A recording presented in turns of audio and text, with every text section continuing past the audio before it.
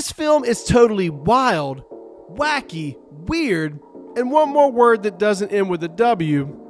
Awkward. But if you like the first two Venom films, I can confidently say that you'll like this last installment as well.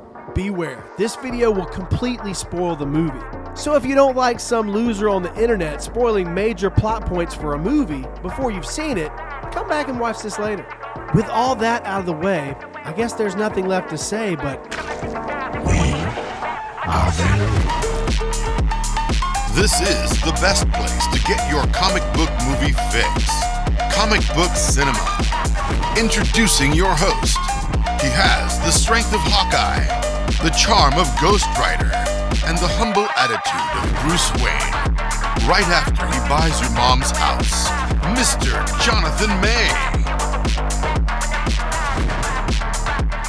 I had multiple issues with this film. The lady playing the scientist who got struck by lightning might have turned in one of the worst performances I've seen in a while. I'm not sure if it gradually got better as the film progressed, or if my brain started to shrink like the Grinch's heart did in 1966. My biggest problem with this movie is 85% of the humor just fell flat on its face. The word that I used to describe it earlier was awkward, and it's very fitting. These Sony Venom films certainly have a unique vibe about them. For some people it works, but for me, mostly, it does not. It wasn't an all bad experience at the theater for me and the 13 other folks that were there. Or at least I think so. I can't read minds. Get out of my head, Charles! Eric, Charles! no, Get out of Eric. my head, Charles! That was weird. The special effects were admirable. The action sequences were mostly fun and entertaining. The conclusion was satisfying.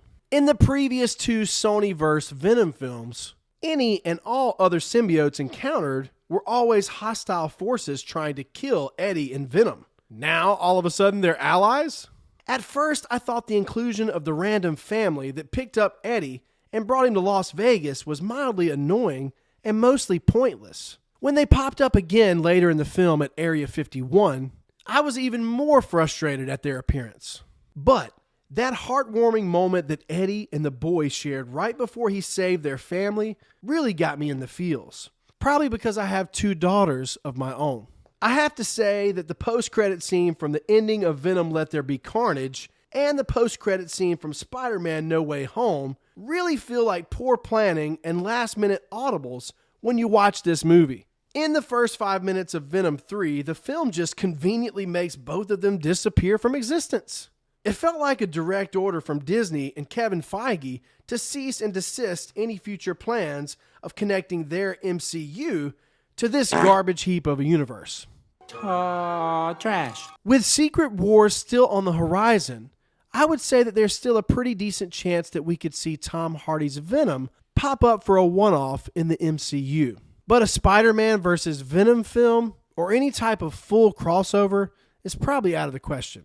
But this is Sony, the same people that gave us Morbius and Madam Web. Never say never, I suppose. Venom is the only cash cow that they still have because of their current tag team deal with Disney for Spider-Man. I loved the way this film ended. It veered away from most of its other comic book movie peers and did something a little different by killing the Venom symbiote.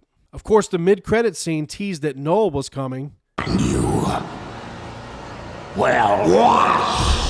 in a Sony-verse mostly full of duds, who is there to help Eddie fight him? Bringing Venom back would only cheapen the ending of this film. But I guess that's what most superhero movies do.